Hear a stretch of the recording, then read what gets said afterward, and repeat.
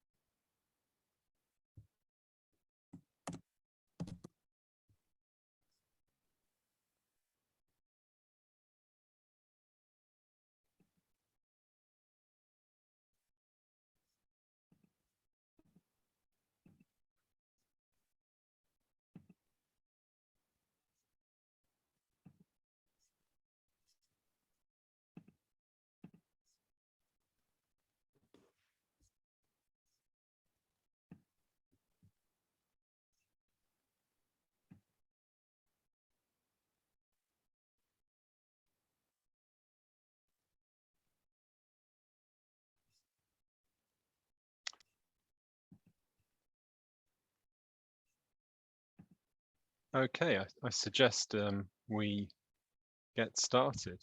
The number of participants is still going up, which is excellent, but I think we can make a start as more people join us. Okay, well, first of all, thank you for joining us.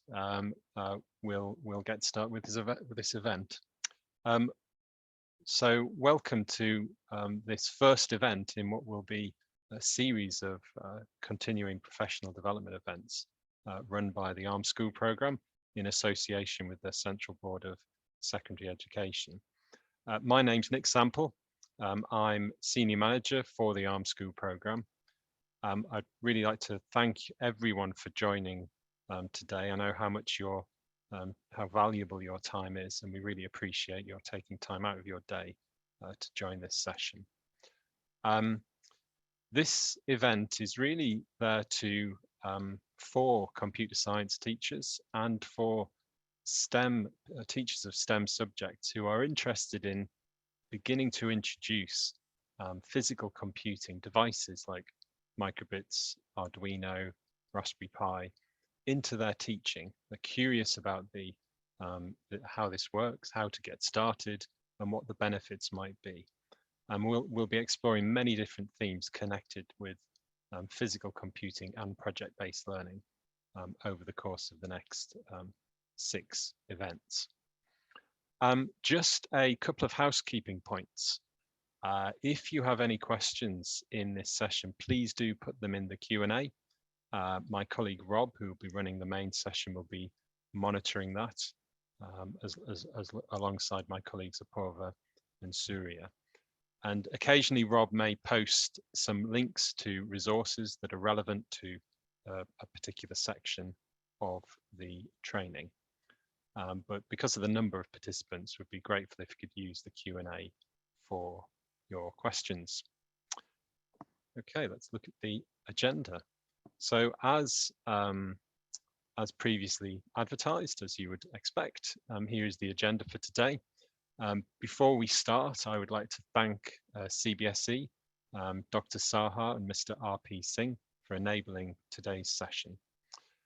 We'll begin with a welcome address from Dr. Saha from CBSE, and I'll then go on to introduce the main session before we continue on to Q&A, some feedback led by my colleague Surya, and then we'll close the session.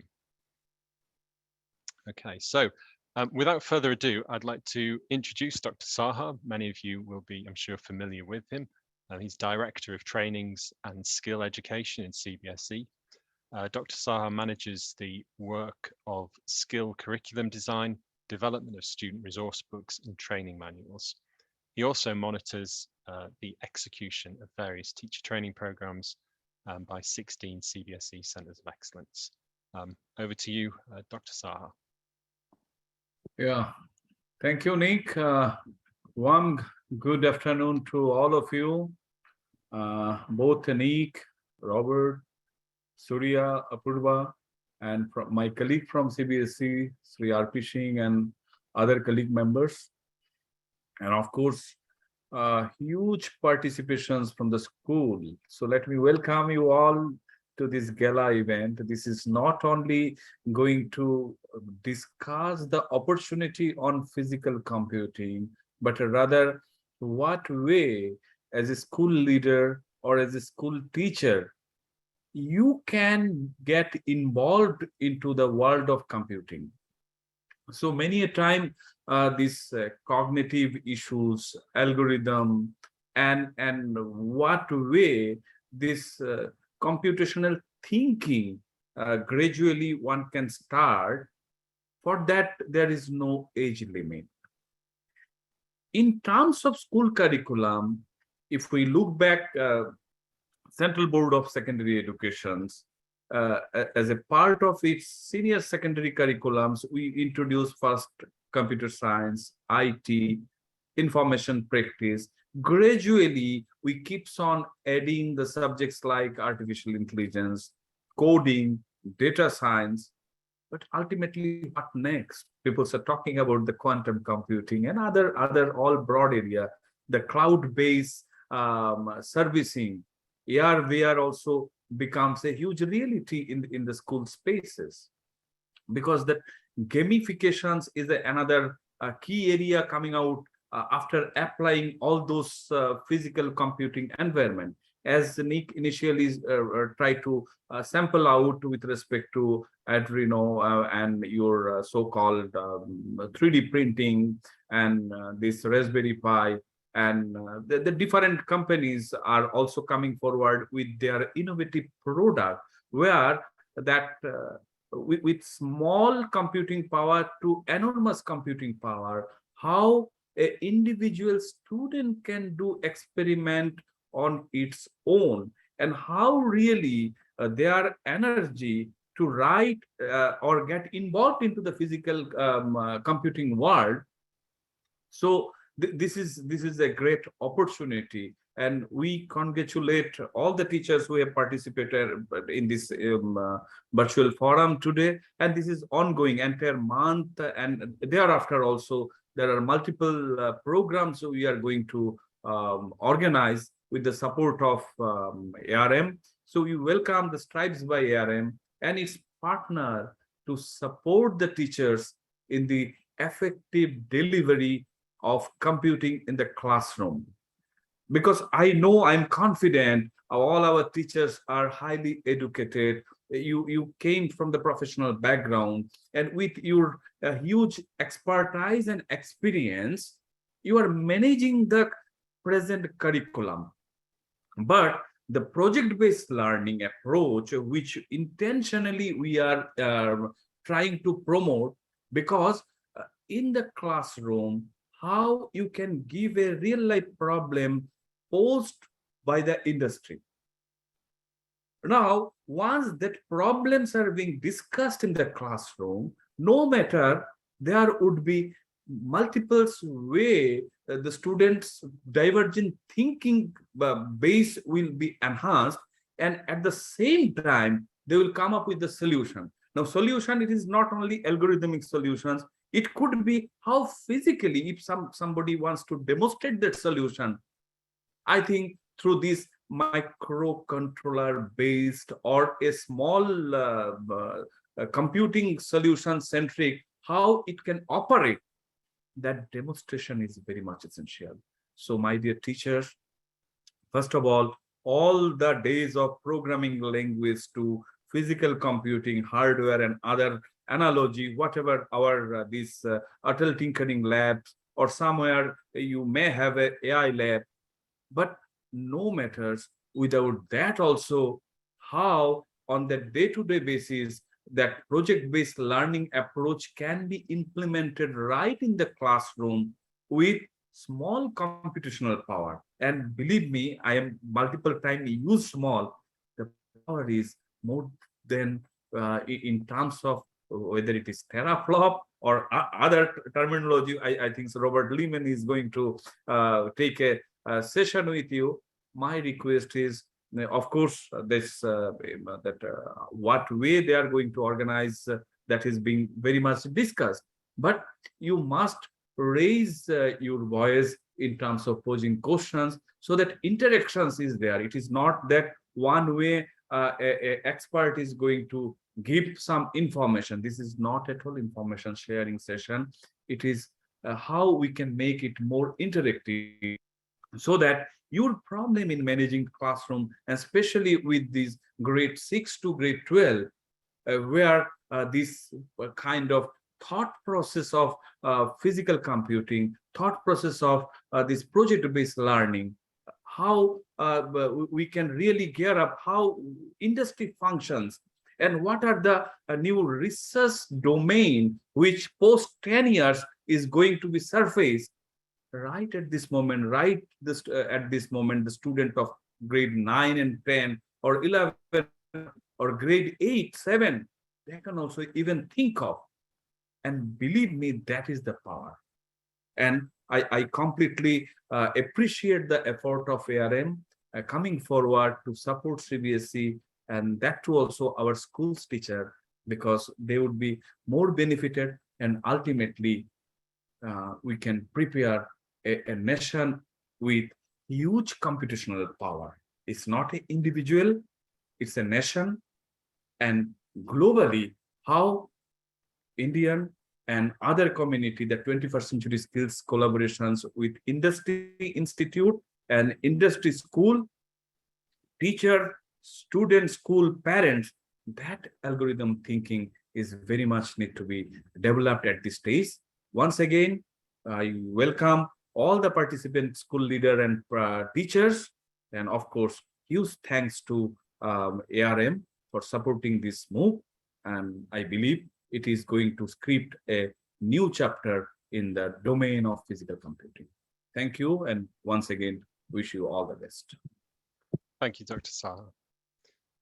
I think some really interesting points there. And I think from a if we're thinking about the transformation of education systems and the moving on of education systems, I think in some ways you can apply the approach of PBL to these challenges, in the sense that we're looking at, we have a problem set that we're trying to collectively explore, which is how to develop young learners to the point where they are enabled to innovate with new technology in the workplace, or alternatively become informed citizens who can engage in debate and understand the world around them as it evolves, particularly technologically. So that's the challenge with limited resources. How do we develop a solution? And in a sense, we can stand back and almost take a PBL approach to that. There is no right answer. There are only different ways of exploring the problem and different tool sets that as educators we can acquire and develop to help us along the way. So we'll be exploring some of those in this session and others as we progress. So I'll give a very brief introduction to the ARM School Program. Here is Rob, my colleague, who'll be running the main session, and myself. I'll be introducing Rob just after I talk about the school program. This gives us a bit of background on both of our experiences. And although Rob and I come from an education background ourselves and work within the broader education team at ARM, as many of you will be aware, ARM itself is a technology company. And I think I'll just say very briefly a few things about it. ARM itself doesn't actually manufacture anything. So we create the technology, the blueprint blueprints and software that we license to partners, who then go on to produce chips that go into microchips that go into all sorts of devices, particularly connected devices like mobile phones, cars, even devices around your house, such as fridges as connected devices. So these are the ARM-based products are everywhere, but we don't actually manufacture anything. That's done by a great list of partners that we work very closely with. Now, the school program, this is our mission, to empower all learners with the opportunity to develop the interest, knowledge and skills that enable a lifetime of engagement in STEAM. Really, this is about us taking a very education-focused mission with our program to think about how can we work with all of those partners that are form part of the ARM partner ecosystem, in particularly those with a stake in schools level education. I've already mentioned Microbit, Arduino, Raspberry Pi, some of our key partners, and also work alongside education organizations such as CBSE in helping to enable teachers in their professional practice. So the ARM School program really began about 4 years ago. The starting point for ARM education was the university program, where there were requests coming in from the universities that we've worked with for support in undergraduate courses. They needed support in maintaining and updating their courses, given the rapid and increasing pace of technological change. Courses in particular in computer engineering, electrical engineering, and that's where the university program started. The school program is very much a mirror to that program, and really draws down into the school space. So our focus is really enabling teachers like yourselves with resources that you'll find useful in the classroom, with training opportunities, and also, drawing on our partners to support you as you develop in your teaching practice, particularly with respect to the use of technology and physical computing in the classroom. The resources that we produce are all free to access. You can find links to them, all of them, at arm.com/schools. So I think I will focus in particular on the professional development program that we have available. Again, you can find a link to this on our website, or you can simply search project-based learning on edX.org, which is the platform that this professional development series sits on. You can access it anytime, start and stop it at your leisure. And it's quite a deep dive into all matters connected with physical computing and project-based learning. It looks at it from many angles. And then the sessions that we'll be running over the next 6 or so months with CBSE will really explore aspects of the training that is covered through our edX program. So we'd really encourage you, if you're interested in elements of what we're talking about today or in future sessions, to enroll on edX and give it a go. Okay, so this is the main training session. Before we go any further, I'd like to introduce my colleague Rob, who will be running the main session. Now, Rob's background is in teaching, so he has spent many years teaching and also leading computer science departments, Rob, and working in assessment too, and curriculum development. That's right. Yeah, I spent a few years at Cambridge Assessment and working on GCSE and A-level reforms, and then a little bit of time at Cambridge International working on international curriculum development for various countries around the world, looking specifically at moving from IT over to computer science and updating curricula and assessment models within computer science. So it's and then went over to ARM to work on the school program with Nick. So yes, that's very deeply rooted in the education system, and I'm a keen advocate for physical computing and how you can leverage physical devices to engage and inspire your learners into the world of computing and STEM more widely. And so we are about to start the main session, and we will. So this will move on from now for about an hour and a quarter, an hour and 20 minutes, and we'll then follow on with questions and answers, and close the session from there. So I suggest we get started. And if you have any questions, please do put them in the Q&A box. As I mentioned at the top of the meeting, Rob will be occasionally posting links into the chat that are relevant to the different sections of the session. Okay, let's get started. Hello and welcome to Get Started with Physical Computing. We're going to explore all of the hardware and technologies available through physical computing and project-based learning and how to use those to enhance your students' learning. So first of all is a reflection point. Physical computing and project-based learning is often misunderstood and comes loaded with some different ideas which has been added to over the years from different subjects. So just a quick thought before we get started into the training as to what are the assumed negative connotations of project-based learning and physical computing. Is it seen as effective where you are and in your classroom? Why don't we do more of it? And how can we use it to teach computing in a more effective fashion?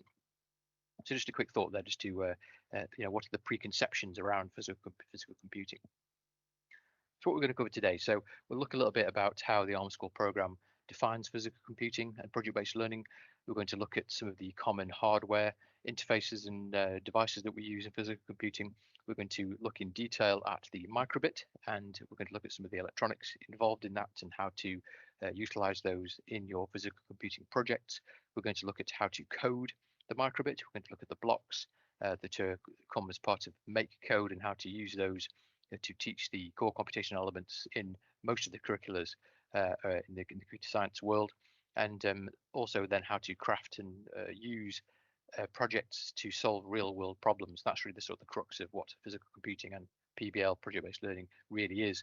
And then we're going to dive deep into one of my favorite projects, which is the MicroPet project, which is a good example of how to create a physical artifact, or rather get learners to create a physical artifact and engage them with a real tangible problem, and how to eke the most out of them in terms of that making and developing and systematic approach to developing products using computing and electronics. And then after that, we're going to look at some of the elements surrounding project-based learning pedagogy. So that's what we're going to cover over the next part of the session. So to jump right in, this diagram is how really the ARM School program defines physical computing and project-based learning. And these are all the different elements that need to be in place in order to do this well. And we're going to go through each of these in stages, and you're going to see how all of these fall under the ASP resources and how all of these things are catered to by the way that we design and develop our products and resources that you can just use off the shelf with your learners. We're going to not everybody that comes to physical computing or project-based learning is going to be au fait with all of these straight away. Some people may be very familiar with the hardware, others may be very familiar with the pedagogy, and others may be very familiar with the programming element of it. But to do project-based learning and physical computing effectively, you need to be at least vaguely familiar with all of these different elements and be able to apply them all confidently.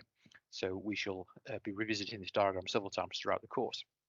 So let's get started then. We'll jump into the reflection point on what is physical computing. So based upon that diagram, how confident are you in applying physical computing using project-based learning? So we'll just go back to that. So is there an area on here which you feel that you aren't completely confident in? It may be the electronic side of things, it may be the input process output bit of it, it may be full on 6Cs. So, but we'll cover all of this during part of the course, but just reflect briefly on which are the bits on here that you feel maybe holding you back and maybe affecting your confidence in delivering physical computing projects.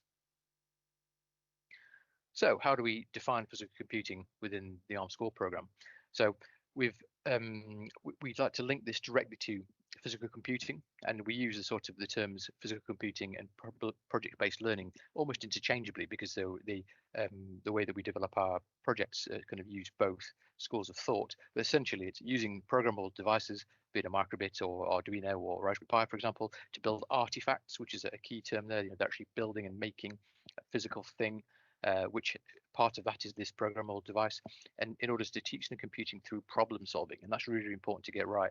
We are using the curriculum around computing and some of the concepts in it to get them to solve problems computationally by building something, and it's that building that artifact, which builds confidence and allows them or forces them to apply computational techniques to solve these problems. So rather than teaching things in an abstract sense, giving them use a loop to generate this series of numbers or whatever, it's about getting them to do that to solve a real problem. So they're kind of learning computing by accident, almost by virtue of the way that the projects are structured. So that's how we really see this. It's about creating artifacts by applying computational techniques through programmable devices. So that's really the sort of the crux of how we see this, and it can work really, really well, and it's a really powerful tool in the classroom.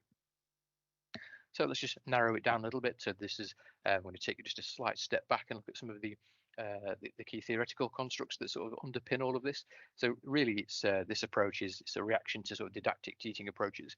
I mean, everyone's seen lessons where you've had a teacher stood at the front of the classroom and they employ a didactic approach where they just kind of chalk and talk, read this, do this, and that's it. And this is rooted in constructivism. The limitations is that the assumption is that by doing project-based learning in terms of just letting them explore and construct their own learning, is that you assume that they're going to learn by the act of doing, and that the fact that you give them something to learn, that they will effectively go away and learn something along the way. And you can't really assume that in a modern classroom. There's obviously lots of children with all different experiences and ways of learning, the danger is that not all of the students are going to discover what you want them to learn, so you have to keep them all on track. So there's a sort of a project management element to it with project-based learning, where you need to make sure that all learners are getting out of it what you want them to, which in the traditional way of doing this is not always guaranteed. And I think it sort of sits on this sort of idea that all students have this deep desire for learning and are completely engaged all the time.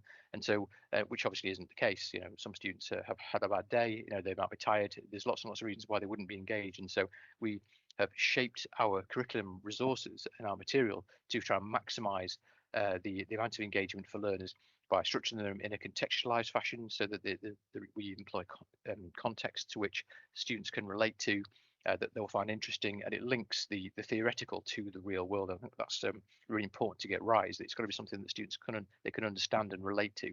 And we also, off the back of that, have developed a schema for how we structure our products, which is easy to understand. It involves using contexts to create these artifacts, and all of this sort of stuff together is just like an evolution of these core concepts of constructivism, and sort of adding in more formality, more structure, more way of planning lessons in a way to get the most out of this pedagogical approach. So next bit we're going to look at is the hardware. So we've sort of discussed around what project-based learning physical computing is. So we'll get into the nuts and bolts of how this stuff actually works. So to start off with, there is a swathe of different ARM-based programmable devices. You can see here are the most popular ones. There are many more, but these are the ones that seem to be most used in schools. So the microbit, which is what we'll be focusing on today. There's also the two offerings from Raspberry Pi. So there's the Pico there, which is sort of a system on chip there. It's lots of ways of inputs and outputs. Raspberry Pi 4, you can see there, which is more of a full-blown PC, again with Ethernet, Wi-Fi connectivity, USB, etc. And then Arduino, which kind of sits in the middle. So there's lots and lots of different ways to use these physical devices to teach programming, computer science, and do project-based learning with. And we have resources that cover all of these, which are available on school.arm.com. You can see there is a screenshot of that on the right. But in today's session, we'll be focusing principally on the microbit. So there are two types of microbit. There's the version 1 and the version 2. The version 2 is obviously the newest one, but there's still lots and lots of versions 1 floating around. They're very similar, and this is what the version 1 looks like. So we'll start there. So on the front, you can see there is a matrix of 25 LEDs, so these little light bulbs, and that is the sort of the screen of the microbit. And you can program that to do all sorts of different things, animations and text and pictures and that sort of thing. There are two buttons that you can program, so that's your input. There is the pins across the bottom, so you can produce more sophisticated circuits. You can use crocodile clips and wires to connect to other things. There is also a USB port at the top, so you can connect it to your computer to program it, as well as a battery connector and an additional button as well, but that's typically used to reset the microbit. On there is the 32-bit ARM Cortex-M0 processor. That's the sort of the brain of the computer, and also it has a Bluetooth connectivity and radio connectivity as well, so that you can connect the different microbits together using radio frequencies and radio waves to send data and receive data. There is also some sensors on the microbit, an accelerometer and a magnetometer or a compass. And so you can use those to take inputs and do something with it. So obviously you can make a compass using that. There's also a temperature sensor and a light sensor as well. So you can use those in all of the projects. So that's the Microbit V1. The V2 is very similar. It just has more functionality. On the front, it has a touch-sensitive logo, which was there before, but it wasn't touch-sensitive, so that's another button, essentially. It also has a microphone built into it so that it can sense sound, obviously, and that's a really useful additional feature for these sorts of projects. It's also got, it can handle power better, so you can control motors and external devices more robustly, so that's been taken care of. It's also got a more powerful processor, so you can do more with it, and it's got more onboard memory as well, so that you can do more data science elements to it. So it's faster, more reliable, extra buttons, and it also has a speaker on the back as well. That's another big feature that alongside the microphone, so they can actually play sound. Students really find playing around with sound really engaging, and previously you would needed to have used headphones, but now this is built into the back of the Microbit, and it has lots of pre-built sounds baked into it, but obviously students can design and make their own should they wish to, and it still has all the other features that we discussed previously. There is a video that we have on the Arm School Program YouTube channel, which takes you through all of these different extra features, and it explores how to make the most of them using some of the new blocks available in MakeCode. You can see a screenshot of that in the bottom corner. So that's the makeup of the board itself. Now, when you first introduce this to students, it's they sometimes sort of struggle to conceptualize what these development boards are. They see the sort of the PCB and they think, you know, is it a phone? Is it a device? Is it like a bit of like a motherboard from a computer? And they struggle to understand what it is.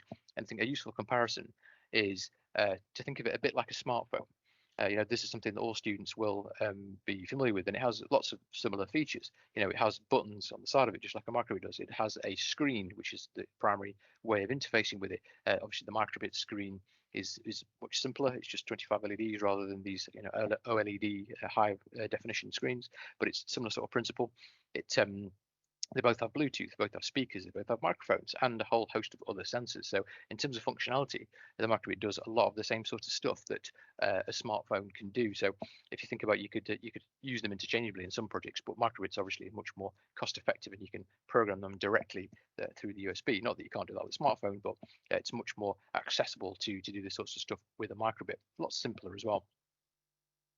So just a few practical points when using a Microbit. So this is something which is often overlooked, and it's something that's really important that you need to think about, is how to power it. Obviously, it's an electronic device. It needs electricity to work, and there are two principal ways of doing that. First of all, there's using a battery pack. You can see there's a connector, and you can connect AAA batteries using wires there. And you can also take a power from the USB port as well.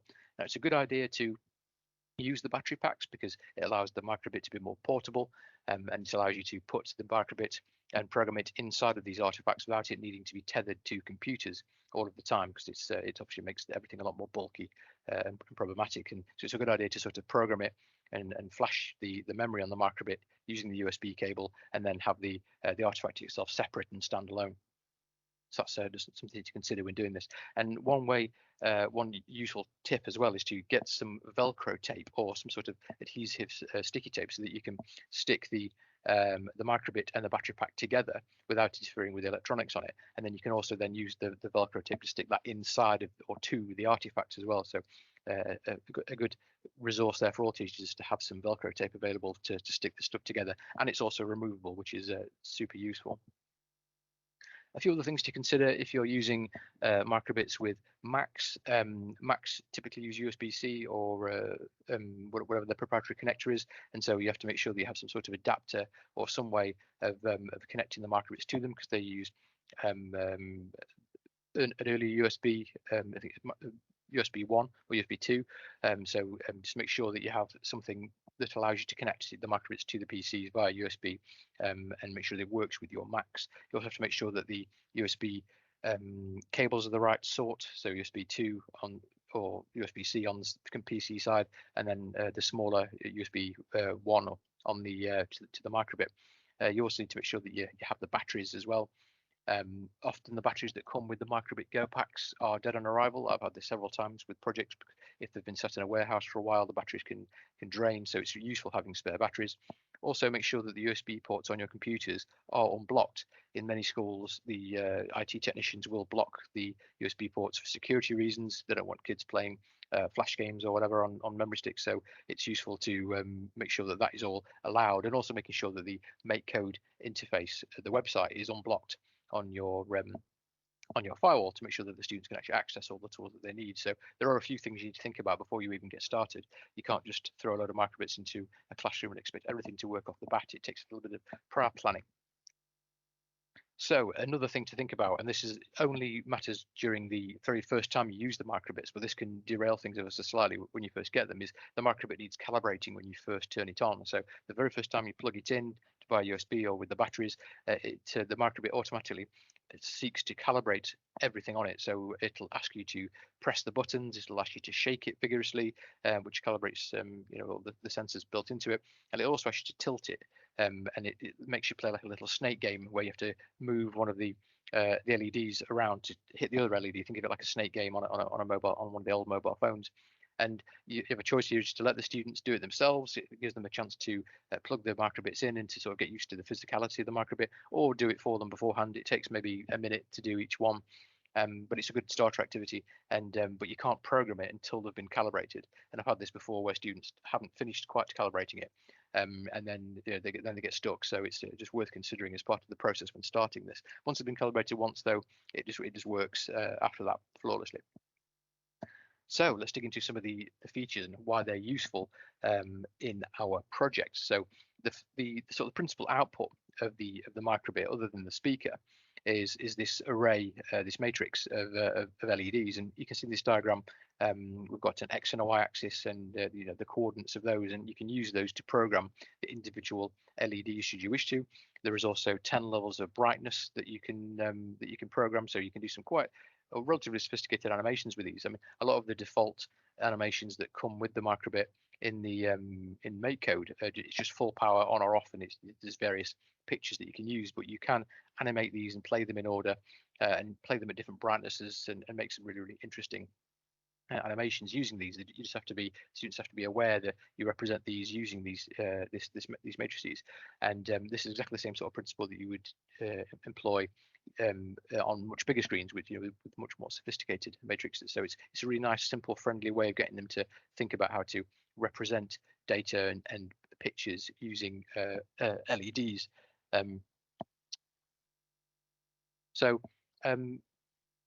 There's also the buttons. So this is another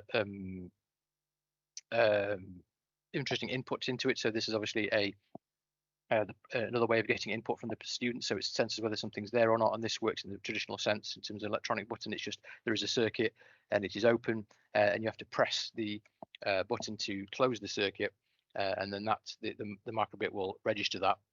And then you can program that to do whatever you want. So it might be, for example, you press the button and it plays an animation, or it plays a sound, or something like that. So you can control the flow of the current by pressing the button, and that's a really useful input and something that students can easily understand what it is. Now, this new feature is the MEMS microphone. So it's a micro electromechanical system, and it also has a speaker as well, which obviously you can play the sound out of. That's it's students may be interested in to see how that works sort of electronically, because it's quite a small little device. So if students are interested in the electronics in it, then they can have a look at that. But essentially, it can listen to sound, and it can sense the volume of the sound. I think the pre-made blocks in MakeCode allow you to sort of like loud, middle, and quiet, or something like that. And it doesn't quite have sort of like decibel levels of sensitivity, but it can sense whether you're like clapping, for example, or whether the noise is loud or not, and then you can program that appropriately. And then you can get it to play all sorts of noise and sound and all sorts of things. And in future releases in MakeCode, I hear that there will be some voice recognition functionality, which would be really interesting. So you're able to program the microbit to listen to what you're saying and react to what you're saying as well. So that'll be really cool. And there's some really nice music activities that you'll be able to use as well by getting it to recognize tunes that other microbits are playing, or just to play notes accurately. So that's a really interesting feature on the new microbit, which opens up the door for some really creative projects. The other sensors is the accelerometer, and this senses G's or acceleration, so it can sense whether it's falling, and it's how quickly it's being moved, and so you can use this for any kind of physical activity. Imagine strapping a microbit or velcroing a microbit to like a cricket bat, for example, or a football or something like that, swinging it, it will be able to sense when it's accelerating and when it's stopped, and the force at which it's dropping, and all of these sorts of things. So you can do some really interesting data science activities around that. There's also the magnetometer, so you can sense which direction it's facing, and so you can do some interesting stuff with that. And then obviously the temperature, which is on the CPU, and that's used to monitor obviously the health of the CPU and how hot it gets. And the light sensors is actually through the LEDs. There's some really clever circuitry in there that allows it to form not just an LED but also to be a light sensor itself. So that's the sort of the bits of the electronics of the microbit itself. You can go a step further with these, and rather than just programming the microbit in isolation and just using it as a sort of standalone device, you can also add in other features like motors. You can see there on the left there's a servo motor, and you can play around with these either physically, as you can see there on the right, by plugging the microbit into a breadboard and playing around with different sensors. You can see there's a resistor and a light dependent resistor, or you can simulate them as well in using tools like Tinkercad. So if you want to play around with those, and obviously you don't have access to breadboards and electronics and wires and things, then you can simulate those.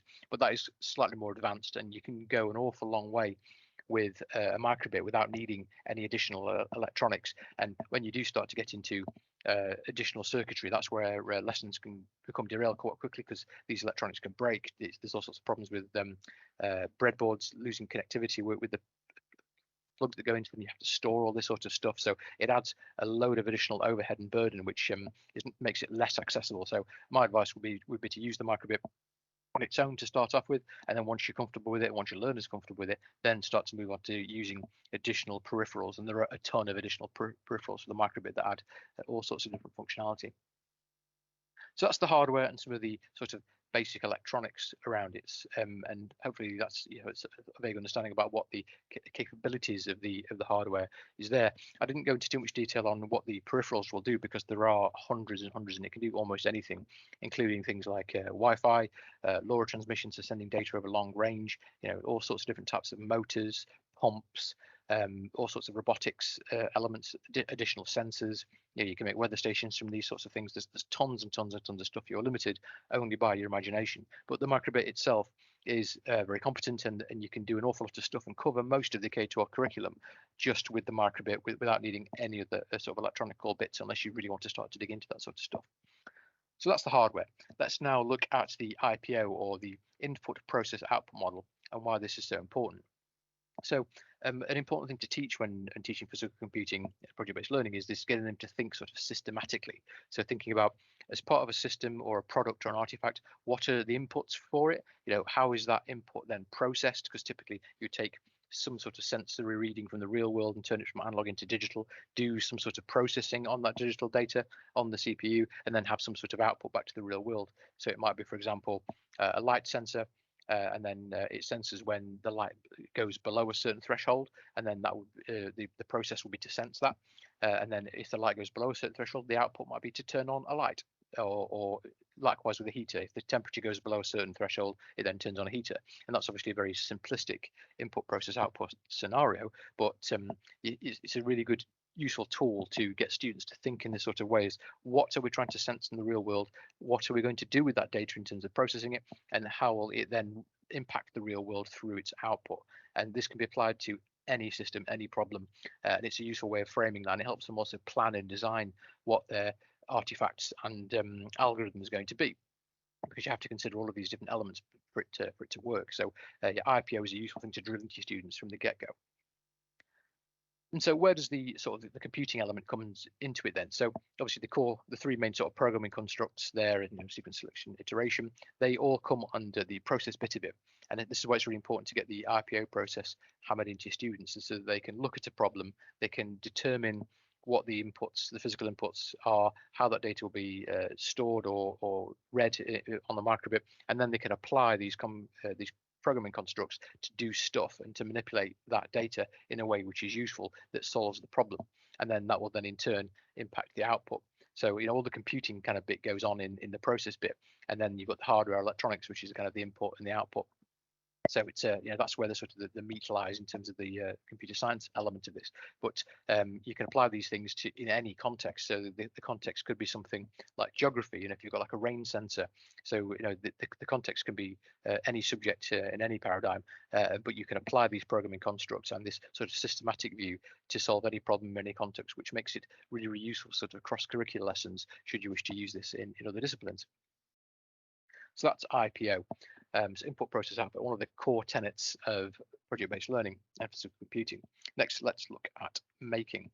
So one of the other things you need to think about in terms of the hardware is how do you actually program it? Now, the easiest way to get into this is through MakeCode, which is the Microbit's own online IDE. And you can see there, if you go to makecode.microbit.org, you get this series of pre-made projects at the bottom where you can make your own.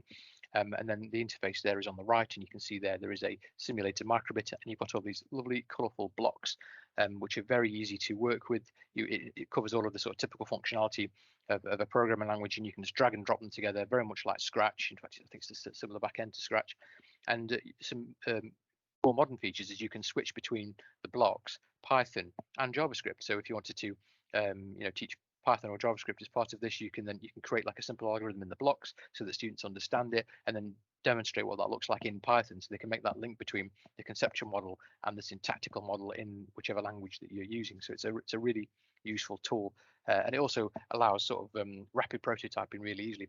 And for example, I've used the MakeCode interface with the blocks with undergraduate students, and they sort of initially were a little bit snuffy about oh no, we want to do it in Python straight away, but it's not about adding in complexity in programming, it's about solving a problem, it's about building an artifact, it's about creating something quickly. And obviously in these sorts of lessons you have time constraints, so it's just quicker to do things in blocks. You're still applying the same theory, you're still applying the same concepts, the same programming techniques. It's just that you're dragging blocks around rather than having to type it all yourself. So we kind of remove that additional complexity by using the blocks, and so it's a really nice way to get the concepts across in an easy, accessible fashion. There is also a separate IDE for MicroPython specifically, and there's a new one that's just come out, which is in beta, which looks a little bit more like the MakeCode interface. So do check that out. So it has all the additional help functionality, but its purpose is to focus on all the extra stuff that you can do using MicroPython on the microbit, because it opens up some more of the features. You can do all the stuff that's in MakeCode, but you can just do more in MicroPython. But that's obviously a little bit more advanced, so it'd be good to get your students used to the block-based stuff first, and then transition them into MicroPython so they can get access to some of the more sophisticated elements. And that also teaches them, Python as well along the journey. So another element of this in terms of making is this sort of like the tool chain. How do they go about getting code from the computer onto the microbit? So let's say that they developed a simple algorithm in MakeCode. They've got it on the computer. They then plug their microbit into the computer via USB, and then they have to download that file from MakeCode onto their micropet, and that will be the sort of the finished product. There's a couple of ways of doing this. You can either save the file to your computer and then copy it to the microbit, or you can connect the microbit via web USB so that you can save directly from the browser to your microbit, which is the easiest way. And that way you just hit download and it just does it. You don't have to worry about copying and pasting files, getting the wrong version of the file and all of that. It can become tiresome. So web USB is definitely the preferable way to do it. And then you can then put your microbit with the battery pack into your finished artifact there. And then there you can see a sneak preview of what a micropet looks like. So let's dig into the tools then, and the different blocks that you can see. And I've categorized the blocks, or the basic set of blocks, it is either input, process, or output, because I think it's useful to conceive of these as to what they do. Now the basic blocks tend to be sort of output, and some of them are more to do with flow control. We'll look at that in just a second. The input blocks, obviously, it's input, so it's it's taking data from the sensors and the buttons and that sort of thing. Music is typically used with the speaker, and its output, as are the LEDs, because it's just the primary outputs. The radio can be used as both in and out, because it can either send data via radio or receive data via radio. Loops is all about processing that, so you can use loops to loop through things, iterate through lists, iterate through data or sensor readings or whatever, and it allows you to build in sequences and iteration.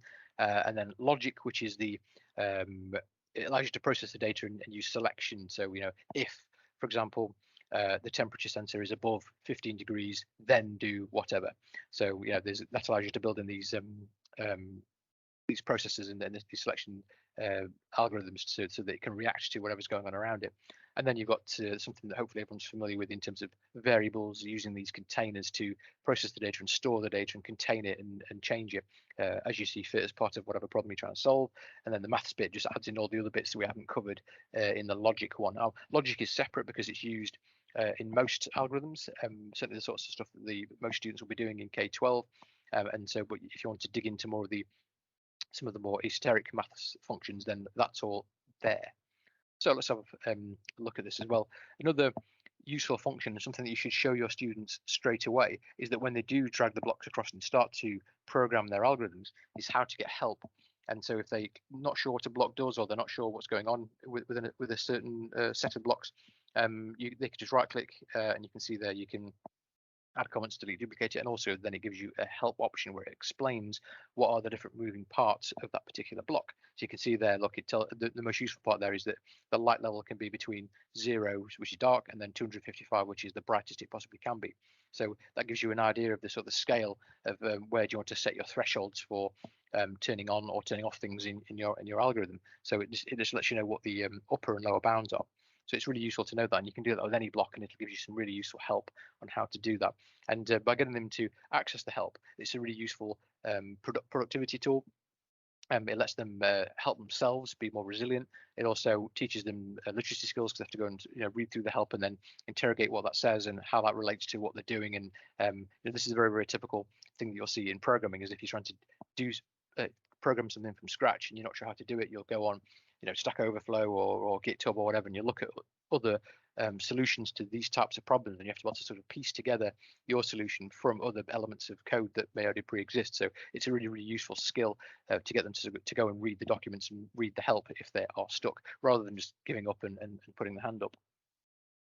So these are the basic blocks, and this is where everybody starts. Now, the ones in the middle there are the ones that you're always going to start with. So there is a forever, which is obviously a loop, but it's how you get things started, and on start, which is only different because it will run once when you first start the microbit, and forever will obviously run forever. And so this is how you can first start to sequence the algorithms on the microbit, and these are the ones that you'll be using in all of the algorithms that you have there. And you can see there's some outputs that are there as well, so you can show a number on the screen, you can design your own animation or set of LEDs on using that 5x5 matrix. You've also, there's some pre-made icons there which you can select from, and also you can get it to show some text as well. So that's a really nice sort of first steps into creating your project on microbits, is getting it to say hello, or hello world, for example, is the classic one. And there's other ones as well. For example, in the middle one there, you've got pause, which is a really useful feature, especially when students want to start doing animations. So for example, they might have a show LEDs with a picture on it, and then they might pause for 100 milliseconds and then switch to the next frame, which might be a different show LED. So you can build up some quite sophisticated animations just by using the pause effectively. And there's also some pre-made inputs. For example, their show arrow north, that's showing a pre-made north arrow which will point to north. So some examples there on the right of on start show that would show a blank screen, and then there's a forever sort of a beating heart there. So you can see it shows the full heart, waits 10th of a second, then it goes to the small heart, and then it pauses again, then goes back to the beginning again. So it's like a sort of a pulsing heart. So there's the examples of the sorts of things you can do with the basic blocks. Next is the input blocks. So these are the ones which slot nicely into the RPO model, as you can see, and this is how you can sort of sense the real world and build in some sort of interactivity. And you can see the examples there at the bottom there. So on shake, now shake is an example of a gesture. So it will use the accelerometer to sense when it's being shook, and then you can have some sort of appropriate output. So you can see there, we're using one of the basic show string blocks. It's so this is an example from the micro pet. So the pet clearly doesn't like being shook. Then equally on the right there, you've got another input. So on button A pressed. So when you press the button, it shows a smiley face. So that's very, very simple, obviously, but you can build in more complexity should you wish to. There's all sorts of other inputs as well. There's other gestures, as you can see, a little down arrow next to shake, and you can use these to create all sorts of different interactions as part of your project or artifact. And here you've got like light sensor, heat sensor, accelerometer, magnetometer, and you've also got the buttons, compass headings. There's lots and lots and lots of different stuff that you can take in there, including sound as well. So the version 2 is obviously can sense whether the noise is being made, and then you can do something with that. So there's lots and lots of potential there. And the magical part of project-based learning is thinking about how can you use all of these inputs and then do something with that data and have some sort of output that makes sense in a context. And we'll look at how that all comes together later when we look at the MicroPet project. Here's the music blocks as well. This is lots of students like to play around with these. Obviously, the music activity is quite engaging. You can write a whole song in this. You could even link this with the radio blocks and get the microbits to sing or play like a melody, for example. And when the sound recognition libraries become available, you'll be able to get them to almost like sing in tune with each other and sing as as part of a choir almost, and even react when other noises are made. So there's some really interesting stuff that you can do with that. Just remember with a V1 microbit, you do need either speakers or headphones that you need to connect to it.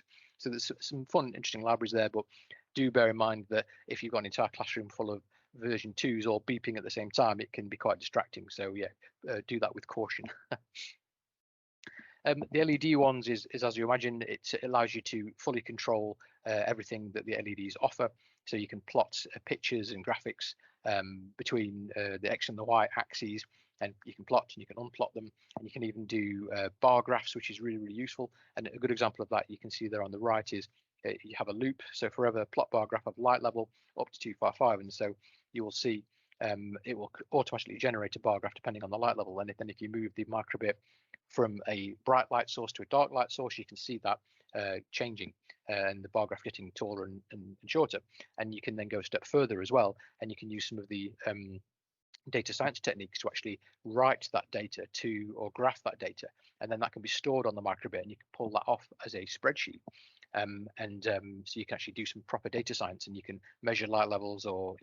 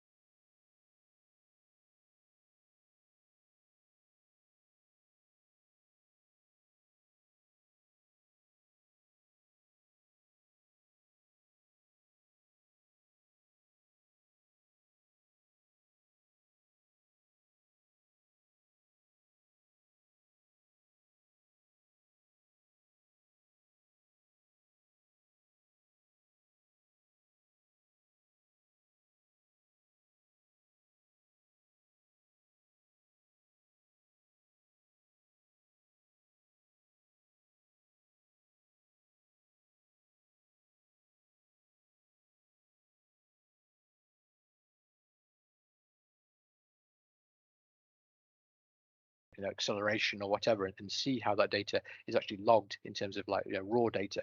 And you can do all sorts of interesting maths analysis around that, or even in science. Think sort of ramps and springs for physics lessons, or parachutes in physics lessons as well. So that, and you could log that data in a very accurate way, and then pull it off as a spreadsheet, which you can then interrogate. So lots of interesting stuff that you can do there. And if you want to see an example of a data science project, then have a look at the micro course for the V2 microbit, and do check that out. So yes, the LEDs do allow you to change the brightness as well, and it's really good for kind of the user experience interactions for animations and that sort of thing. And you can do some really interesting algorithms around animations and sound as well.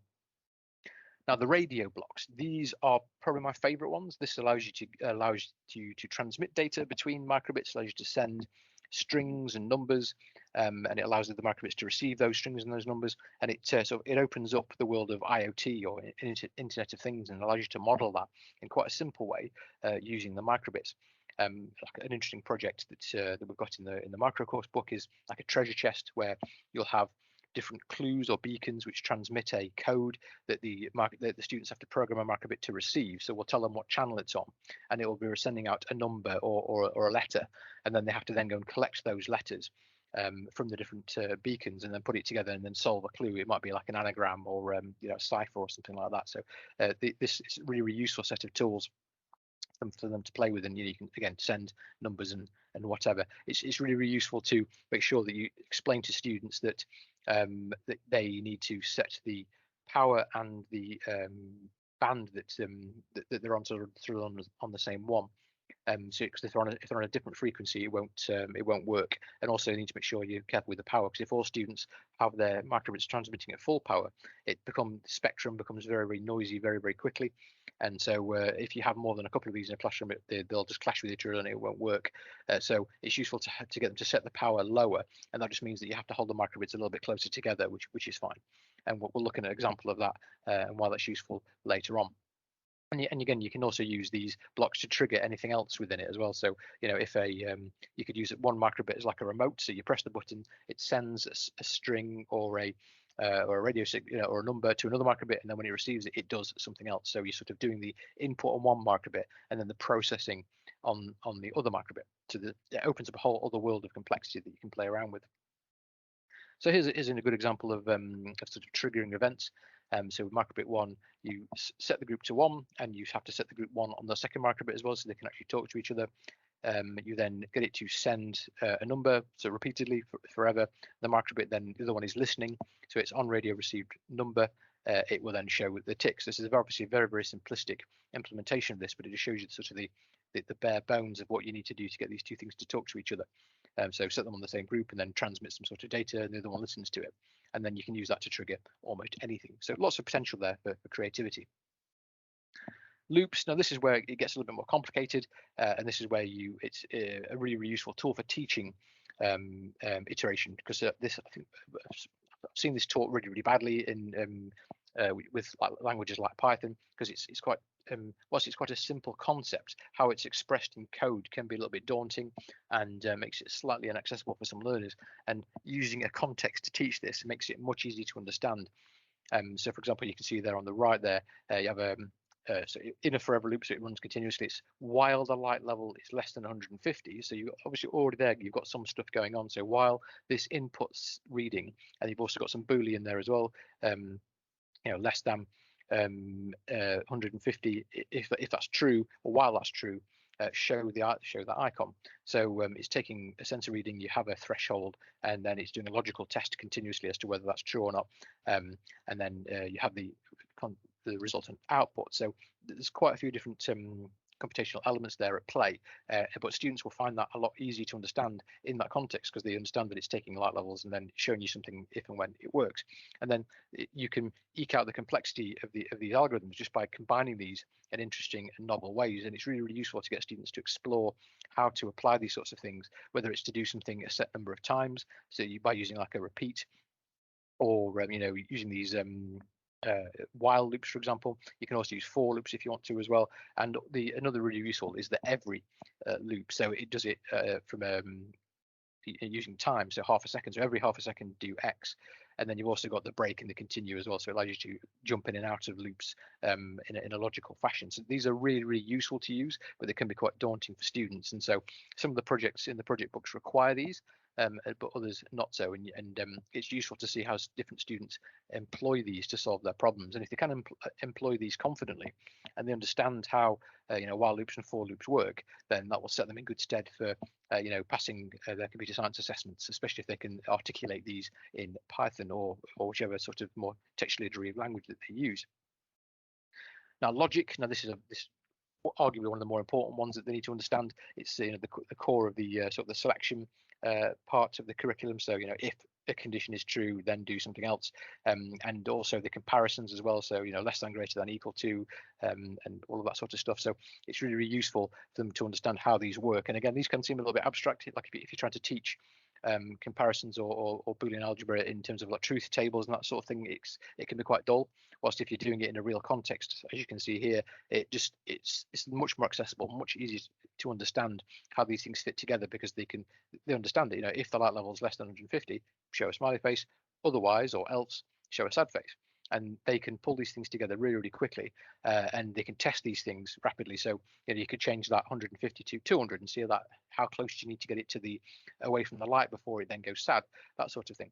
So there's lots and lots of ways of linking the real world and applying these logical models and these logical tools and selection tools to get what they want out of it. And this is part of the play element of it as well. So they're constantly looking at what their success criteria are, or what the problem is that they're trying to solve, and they're trying to work out which one of these tools is the most appropriate to allow them to take that data and do something sensible with it to get the output that they need.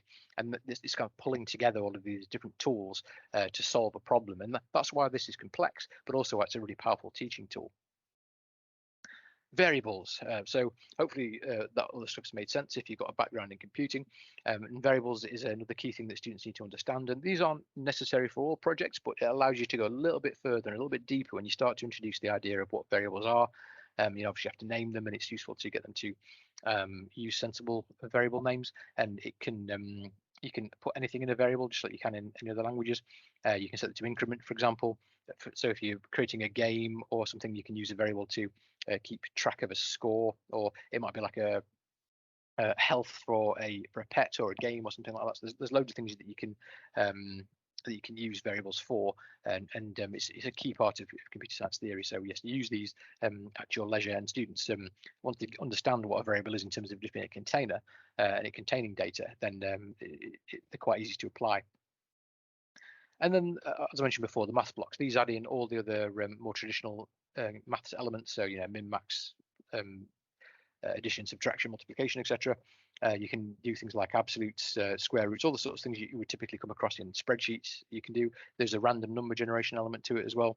And there's all sorts of different maths tools there. So if you're doing some sort of cross-curricular activity with your maths colleagues or your physics colleagues, there's some useful stuff that you can play around with there. And for example, if you wanted to, one of the projects in the book, for example, is about creating a maths problem generator.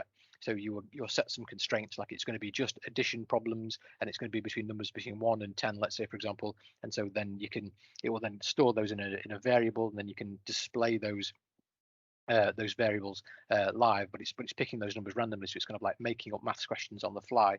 And you can see an example of that at the bottom there. So when you press the button, it basically generates a maths problem for the students to then solve. So it's a really nice cross-curricular activity, because first of all, they're having to program this to spit these numbers or spit these maths problems out, but also they can then play with it and test it to make sure that it's giving them the correct answer, or it's giving them a sensible problem. And then you could even go take it a step further and get it to solve the problem as well with some additional blocks. So lots to be done there. You can do some really interesting stuff with the maths blocks, and there's a whole world to explore there.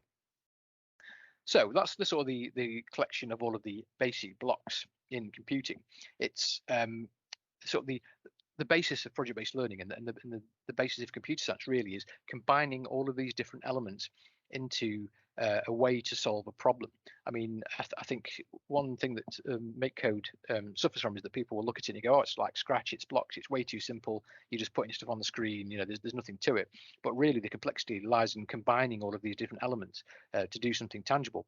And the complexity ramps up really quickly, and you can do projects in there which are very, very sophisticated, all the way up to sort of post 16 levels of complexity in terms of the algorithms that they're going to be employing, especially if you're doing something using additional circuitry, motors, and that sort of thing, because then you have to use additional blocks, different libraries. So there's a lot of different elements here. And what you're doing by doing projects and using all these different blocks is you're teaching them all of these different computational constructs, how to combine them effectively, and learning when to use each one and when it's appropriate to use each one. I think that's the sort of skill, and that's the bit that most students struggle with, is recognizing when a loop is the right thing to use, or when logic should be employed, when to use a variable and what to do with that variable. And that's the sort of the sweet spot really, when students become confident of applying these different blocks or these different computing elements confidently. That's when they are programmers. That's when they can do this sort of stuff, just like they can do math or physics problems. So that's what we're trying to train our students to do. And by doing project-based learning and giving them problems where they have to apply these different tools in a meaningful way and an engaging way, that's how you can train them to be good at this. So here's an example of if anybody challenges you to say, block-based coding is too simplistic, you can show them something like this, where it's actually a relatively clever algorithm for this. This works out rock, paper, scissors, and it works out whether they both generate a rock, paper, or scissors, and then it works out using radio which of the microbits as one. So there's some logic behind that. You see in a lot of the starter projects, it will get the microbit just to display the image on the screen, but it doesn't go as far to work out when the other one displays it on the screen who's won. And so there's a bit more complexity to it. And you have to really get students to think about what's the most efficient way of doing this. How do you use selection and iteration effectively to make this algorithm work properly? And also you can get them to test it, which is obviously another vital part of computing. So on the V2, there are some separate blocks, as I mentioned before, as an example. So on here, you have to start the speaker. So there's a separate block there to enable the functionality of the V2. And then that start melody block also allows you to play some of the melodies which are pre-built into the microbit. So there are a whole load of other blocks as well, which are V2 only. So and they will only work with V2. So do check which version you've got. If you're buying microbits now, they'll most likely be V2s, but just it's worth checking. So we've covered hardware, basic electronics IPO. We've looked at how the computing curriculum is covered in detail and how to apply those computational techniques confidently. And if at this point you're sort of your mind swimming and you've not used these blocks before and you've not combined them before, it's worth having a go and playing with these. And the best way to do this is to have a go at the MicroPet project, which we'll look at a bit later. So just bear with us, and we'll come back to what's the best way to express all of this in a real project-based learning project. So this is the MicroPet project. Yeah, so you've had a sneak preview of this before, and this also introduces the ARM Score program schema, which is the way that we present our resources. So our resources is we set the scene, so that this is a context. This is a very, very simplistic one. In fact, this is the most simple project that we do in the book. So this is all about creating an interactive pet for children that are staying in hospital. There is then some success criteria, which is probably the most important part of this, where this is a set of learning objectives that they have to meet, and they start simply and then grow in complexity. And you can see there, look, that the pet has to be friendly, and this is the sort of the making bit, this is the artifact bit, and you can see examples of that there on the right. It has to be robust, so if they just make it out of poor quality material, just fall to pieces. It also has to be able to hold the battery pack and the microbit, and as you can see in those pets there, you can see the LED screens next to the microbit, and it also has to have a face. So you can see that's why they've all put the well designed faces on the microbit. Some of them have got faces in addition to the microbit, and others don't, and lots of googly eyes. So always have some googly eyes when you're making micropets. It's a vital part of the process. And then so they have to, and then the very last one, this is where the complexity lies. So it has to have one or more interactions, and that's the key word there, interactions, programmed so that it behaves like a pet. And you'll notice there that there's no kind of right or wrong way of doing this. It just has to be interactive. So if you're doing this with really young students or students that have never played with physical computing before, you could say, right, okay, pick an interaction. There are some ideas there underneath about what they could do. Let's work out how to do this. We'll explore this together. And students that are more confident, or if you've got more time with them, you can say, right, I want it to have, 3 different types of interaction. So you can look, for example, there, look, reacting to playing or shaking. And we saw some blocks earlier. So, on shake, show the sad face. So that's like a really simple implementation of that. And then there's a slightly more sophisticated one, for example, the feeding. So this is where you might need to employ a variable, for example. So you might have a food variable, which may start at, let's say, 10, and then every minute it may decrement 1. So it takes 10 minutes to get to 0. When it gets to 0, the micropet gets sad. So then it has, there's some logic there, checking what the value is, and when it gets below that threshold, it then does something to show the sadness. And then you need a way of feeding it. And you can see that little dog there on the right. Those students were very, very clever in how they solved this problem, because they had this variable which decremented over time, so that it would get hungry. And then they had another microbit on the bone, and then they set to transmit a number, and they set it to very, very low power, so that it had to be next to the dog in order to feed it. So the bone with the microbit sort of was the food, and when it got close to the microbit, it was then programmed to, when it received the number from the bone, it would then increment the food variable upwards quickly, so it would get full by eating the bone. And I thought that was a really nice way of linking the physicality of the pet and the bone, and using the sort of the tools to replicate real life. And that's a really, really clever way of doing it. And the students came up with that on their own. They weren't prompted to do that. But there's tons of other stuff you can do with this as well. You can have they need attention, so it can be listening to whether it's being moved, or whether the light sensor changes, or whether it accelerates or whatever. And then think of this a bit like a Tamagotchi. It needs constant attention, and you have to play with it to keep it excited. You might use the light sensors for putting it to sleep. So when you put the face down, obviously the light level will drop, and then it will snore, for example. Or when you pick it up, it might wake up and it makes a happy sound. There's all sorts of stuff you can do. And so there's some real basic stuff, but also some really, really complicated stuff, especially when you start to get into transmitting data over radio and sort of getting them to play games with each other. For example, I saw some students, they did the rock, paper, scissors game between two of the different micropets. And then again, it would work out who would win and it would keep score. And one of the micropets was just better at it and would always win. And that sort of thing. So you can really ramp up the complexity should you wish to. And I've used this project with primary school students all the way through to undergraduates, and you can it's really, really flexible in how you approach it. And there's the quality of the programming, and there's the problem, the quality of the interactions that they program, as well as also the actual artifacts that they make. The ones that you see there are all based upon a net which we provide as part of our resources, which they can use, or they can make something completely bespoke. And I've seen ones which are made out of like cereal boxes and tubes and multiple microbits forming the same pet. So you can really, really go crazy with the complexity on this, depending on how much time you've got. But this can be done easily within an hour with students. But if it's the first time you're introducing them to it, a double lesson, 2 hours works better, but it can be done in an hour if you're pressed for time. So let's have a look at how this relates back to the theory. So, input, process, output. Remember that system design we talked about previously. So the input would be like shaking, temperature sensor, light sensor, or the food button, for example. The process is it takes the G-force threshold, and then if it goes above a certain threshold, it then has a sad face. The temperature, if it's happy if it's between 18 and 24 degrees, or its teeth might start chattering if it's below that. If it's dark, it goes to sleep, as we talked about before.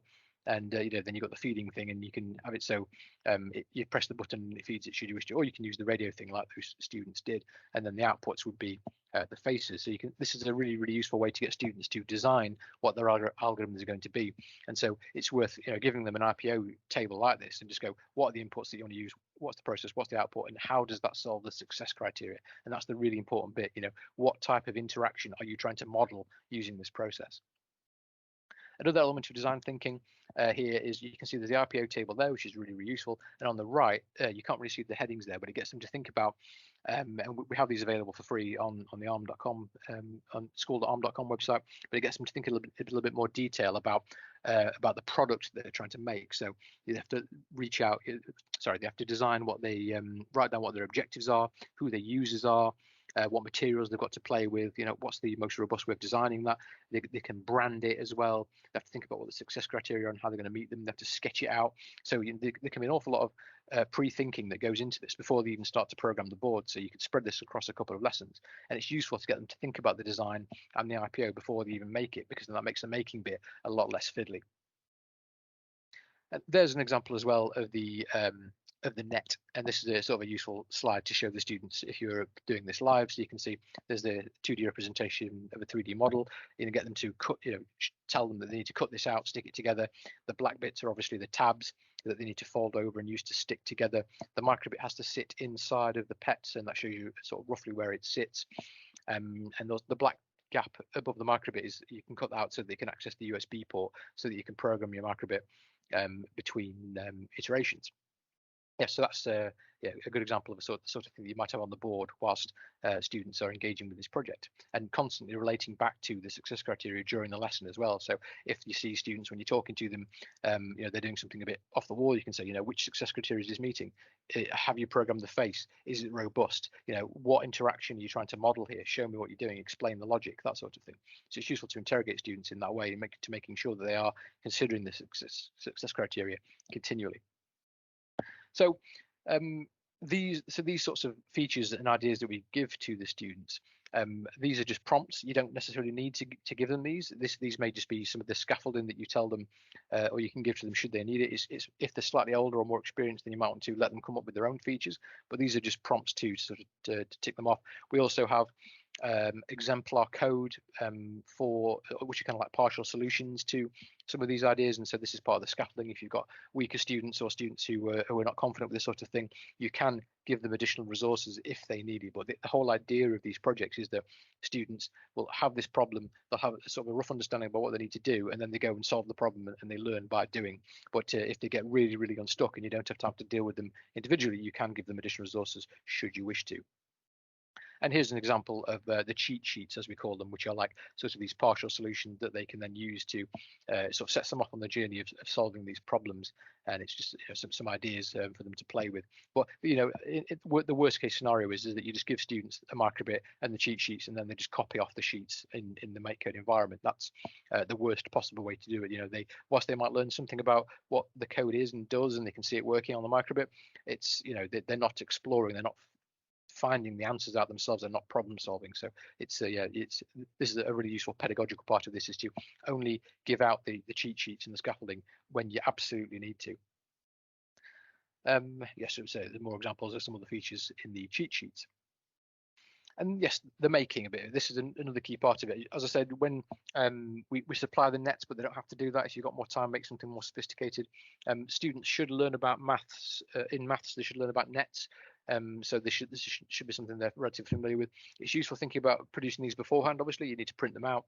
They usually fit on A4. It's worth doing on card or sticker paper as you can get hold of. If you do it on really thin A4 paper, and then students, like with this one, sort of colour it all in a certain colour with felt tips, it can get a bit mushy and fall to pieces.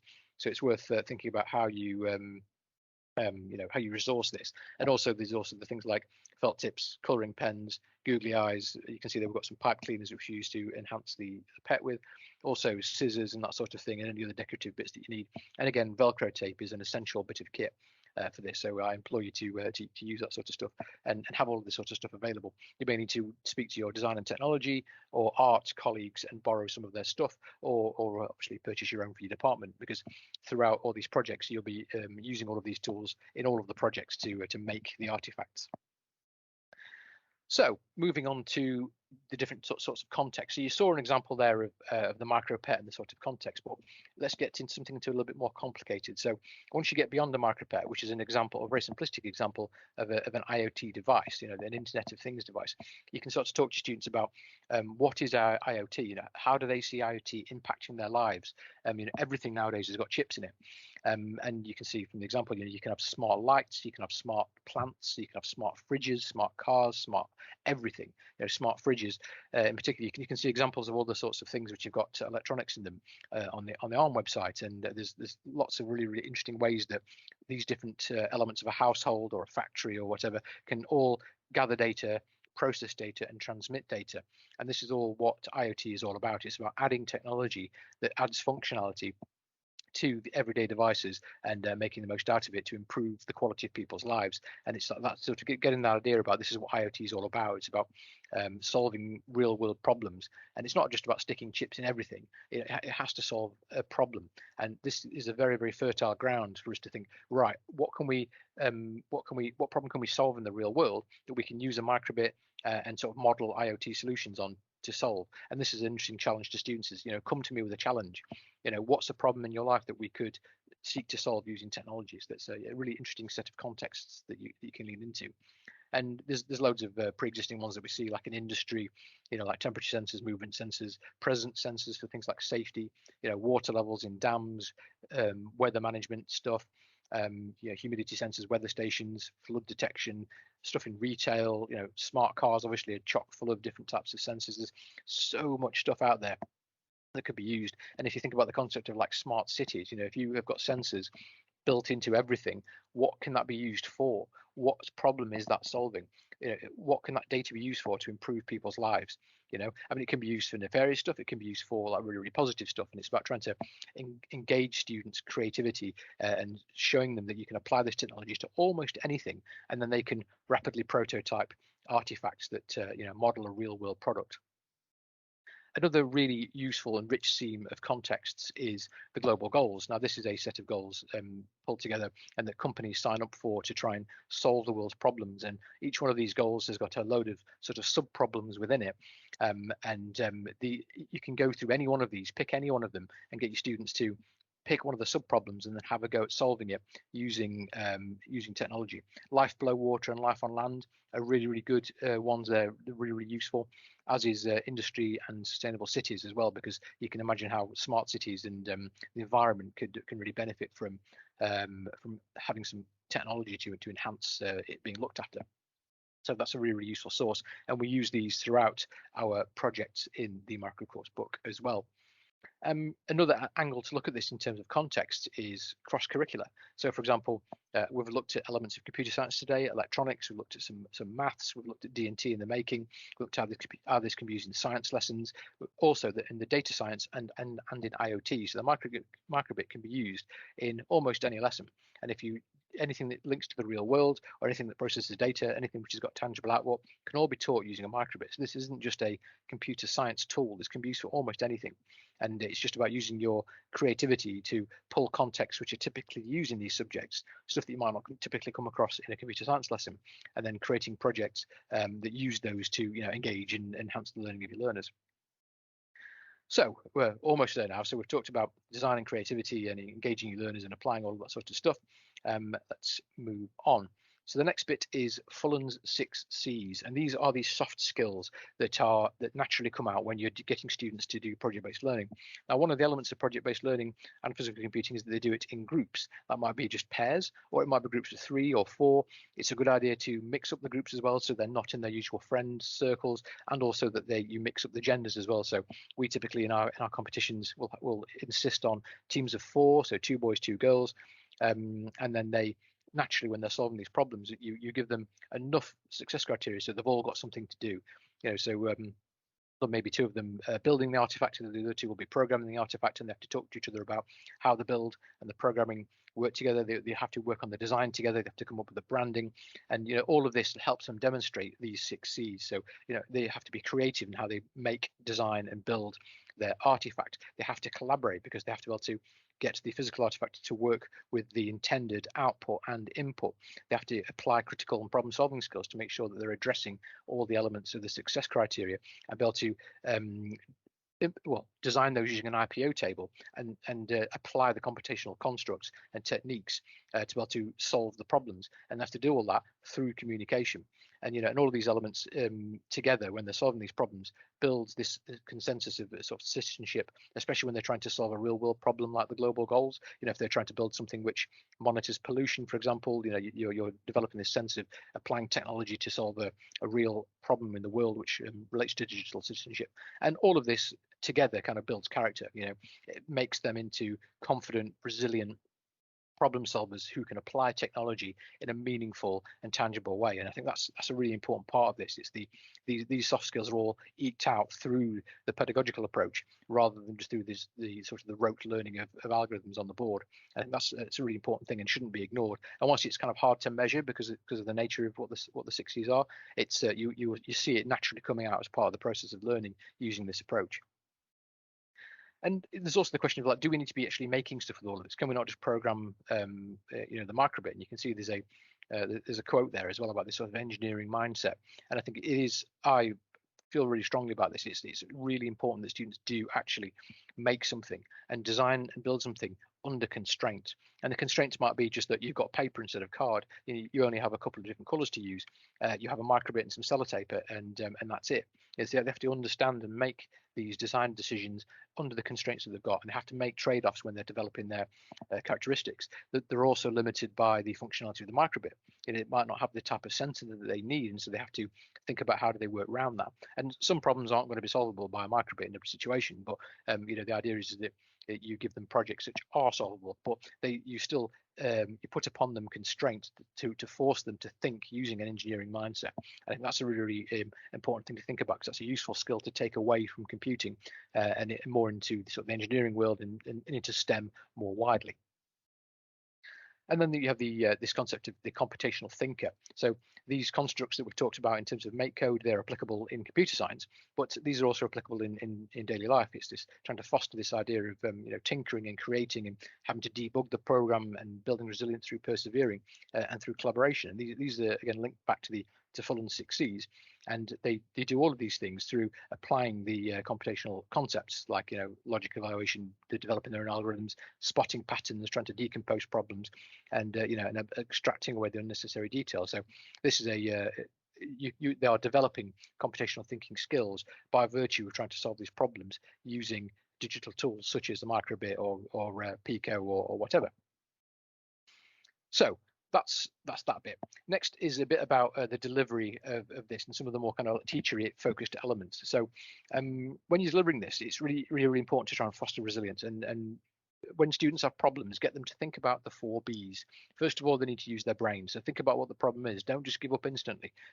Think about, how can I solve this problem? Read it again.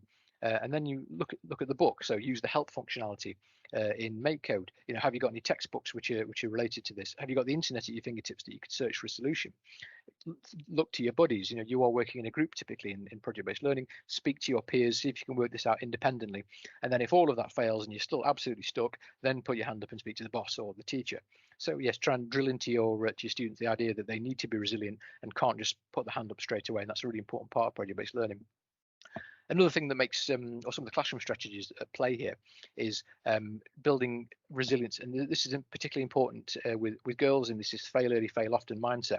A lot of girls, they like to be sort of kind of perfectionists, I suppose, and they are put off by the fact that they might fail. They want to get it perfect first time, and we need to sort of break that cycle. Is that failing early and failing often is a vital part of this iterative development process. Nothing is perfect first time. They will build something, it won't work. You have to test it. You have to work out what the problem is, and then they have to go away and fix it and think again.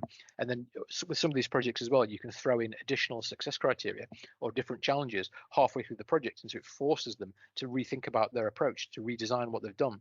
And so that's it makes it harder, but also allows you to stretch students in a really interesting way. Employing open questioning is really useful for this. So at no point should you be coding a solution for the students. At no point should you be touching the mouse and dragging blocks around for them. You should use open questioning effectively. And this is a fairly typical teacher tool, but it's ask them, what does that algorithm do? What does that block do? What do you think it should do, and why doesn't it do what you want it to do? And then you've got applying appropriate scaffolding. So as I mentioned before, about giving them the partial solutions when appropriate, but really trying to make sure that they are as being resilient as possible. And at first, students can find this quite challenging. If they've not done this sort of stuff before and they're used to being spoon-fed, it can be quite difficult. But by doing project-based learning, you're building collaborative skills, you're building confidence, you're building resilience. And I think that's really, again, a really important sort of pillar in this approach. So another big problem in STEM, as I'm sure everybody's aware, is how do we engage girls more into STEM and computer science? What disengages them? It's typically peer pressure and sort of competition, which obviously boys sometimes revel in, and they like to have things which are contextualized in a certain way. They also like to have a creative approach to these sorts of things. And so this is why we use all of these elements in our projects, and we try to make the projects contextualized in a way which is relevant and engaging to all learners. And we try to use sort of people-centric problems, as you've seen with the micropet there. It's about sort of helping people in society and solving a problem using technology. We have a creative application, not just in the making side of things, but also in how you solve the problems. How do you turn interactions, which is a real visceral way of using technology, and how do you then solve that problem programmatically? So there's this sort of blending of technology and people and creativity. So it's I think doing this sort of thing it's not a panacea. It's not like the perfect way to get more girls into STEM, but it's a useful way to make these sorts of projects more attractive and more engaging. So one other thing sort of tidying up is what the derailers in physical computing. So there's an awful lot of stuff to think about when you're doing this, because it's quite a different paradigm of teaching. But some of the physical derailers could be, as you can see here, look, broken hardware. Sometimes the microbits arrive broken. That's something you have to consider. And so have spares. USB ports not working. They might have chewing gum stuck in them, or just not work at all. They've been turned off by the technicians.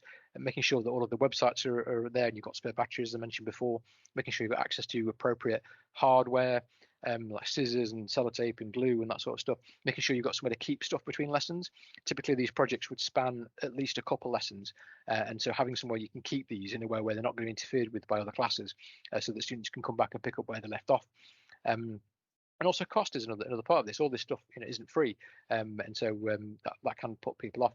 The practical answer to this, especially from a sort of a teaching perspective, is to keep things simple. And this is why we design these projects to be as accessible as possible. Don't overcomplicate things. Don't add in additional success criteria which not necessary. Don't use unnecessary amounts of electronics if you don't need to, because it just makes students get lost in the detail, and it then makes them not want to iterate. They should be going through these projects and iterating multiple times, and especially with like the micropet, for example, they'll solve the first problem, and then to make the second interaction work, they might have to go and unpick their first solution, so they have to be constantly iterating, which is an important part of it as well.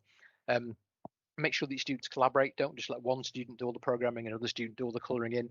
Force them to all have a go at everything and force them to collaborate. That's a really, really important part of it. They're getting stuck in the lack of resilience bit we've already talked about, and how to get around that. Make sure that you're constantly pointing the students back to the success criteria. That's really, really important. And teacher confidence is probably the most important one here, because there's an awful lot going on under the hood of project-based learning. But really, when you're delivering it, you're just giving them the context, you're giving them the hardware, and then you're letting them create the problems, and you're there just facilitating. You're not actively going around and showing them a solution. You're just pointing them in the right direction. You're providing support when they need it, but you're not telling them the answers. So it's quite a different way of teaching, which can make teachers sometimes feel like they're being lazy, because they're sort of wandering around making sure that students are staying on task, when but the students are doing the learning themselves, and that can be a little bit jarring, but it's just something to consider. So that's everything. We've covered all of the key concepts, we've covered all of the content, and all of this sort of stuff is all ably expressed in the ASP resources. So it does raise the question, why aren't we using physical computing more? Now these statistics are based upon some research done by the Microbit Foundation, and you can see there, look, 86% said it makes computer science lessons more interesting, 85% of teachers agree it makes it more enjoyable, and 70% of girls would choose computing as a subject. So those stats from the Microbit Foundation themselves say an awful lot, and it should hopefully build the confidence in you as to why you should be doing this in your subject. So we're wrapping up now. Last couple of little bits is, so after all of that and all of this detail that we've gone through, think now again, what is PBL to you? Think about 3 insights that you gained from today's session. Think about 2 strategies or ideas or constructs that you want to apply next time you do project-based learning, and one thing you'd like to explore further, because there's a whole world underneath all of this sort of stuff. This is like a sort of the first steps into project-based learning and physical computing. So have a think about that. And hello and welcome to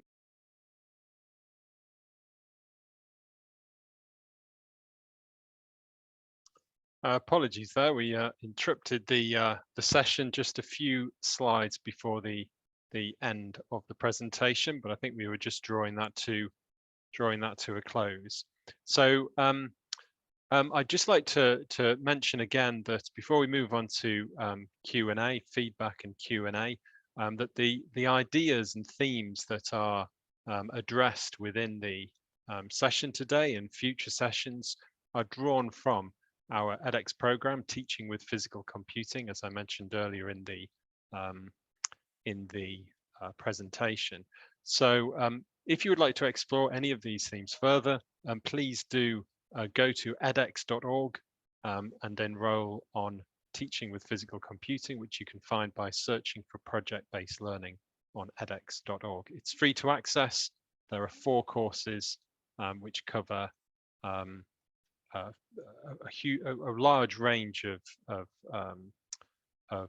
issues from a teacher's perspective, looking at physical computing and project-based learning within the classroom. Okay, so now before we move on to Q&A, I would like to hand over to my colleague Surya. Surya is looking after the operations of ARM Education in India and has done for the past few years. She's always striving to expand her skills and knowledge and operational excellence. So she'd like to talk to you briefly now about providing feedback on the event. Surya, over to you. Thank you, Nick.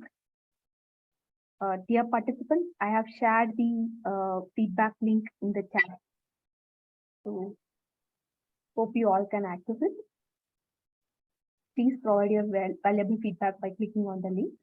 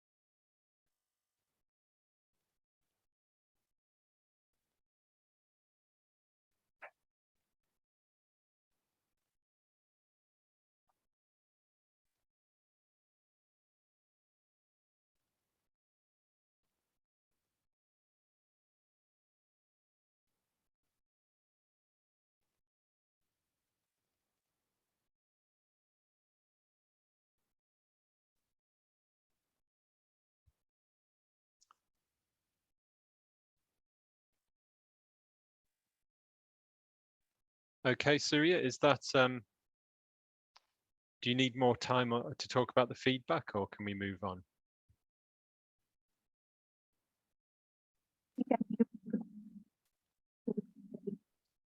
Okay, you're breaking up, but I think I can take from that that we're ready to move on to the Q&A. We are going to finish in 20 minutes as per at the latest as per the schedule. So let's move now on to the Q&A. And Rob, in terms of the questions that have come up so far, clearly we've had some technical issues. Apologies for that with the audio at the beginning of the session, and also around the middle of the session too. But hopefully you were able to glean some useful information from the bits around that. One of the questions that came up, Rob, was a very particular one around the micropet in terms of movement. Does it move? And if it doesn't move, what can you do with the microbit or physical computer?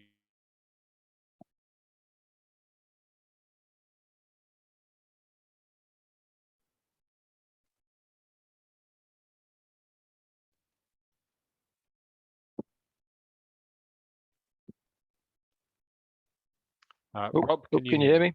Yes, I can hear you. Oh, can you hear me? Sorry, something went wrong there for a second. Yeah, so the micropet question and movement. So the micropet doesn't move, or the microbit doesn't move of itself, but you could quite easily add in some motors to make the micropet move.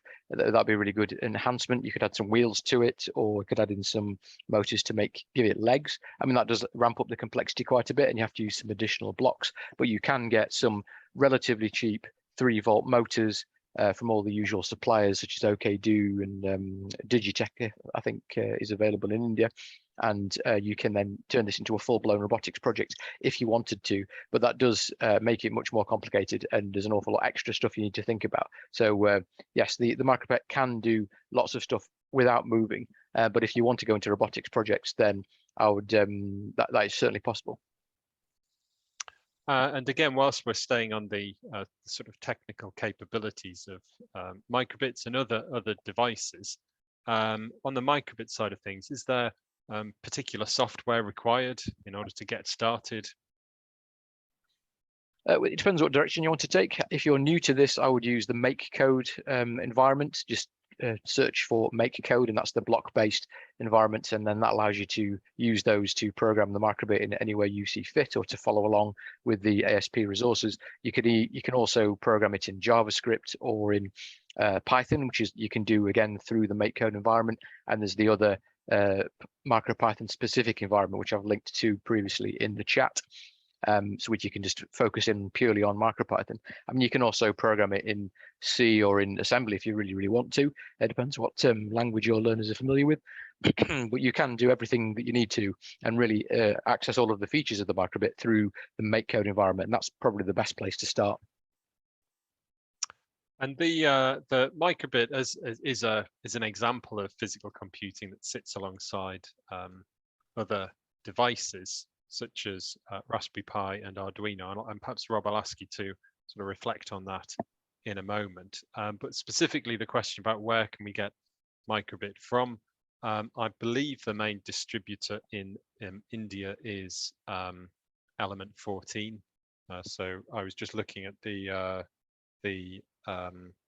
website, and microbit costs in the region of 1,400 rupees. That's the Microbit Go kit, which includes USB cable and the battery pack, which is really important to have as part of it. Also, Rob, in terms of the other devices that are available, which our program supports, we work alongside Raspberry Pi and Arduino. The microbit can be a route into other boards with perhaps greater complexity involved in terms of involvement of the students and teachers. Yeah, sure. So there's also the Raspberry Pi, the Pico, which is similar to the microbit, but it doesn't have the same amount of inputs and outputs. And the Arduino obviously is a slightly different take on it. There was a few questions around Arduino. And the major differences there is that it doesn't have the same amount of inputs and outputs again, and it also is a different programming language. So you're doing it in C or C++. So it's, you know, it depends on what language you're teaching your students, and you really have to think about this not so much from a board perspective. All the boards are ARM based, and they all do a similar sort of thing in terms of you can program a microcontroller.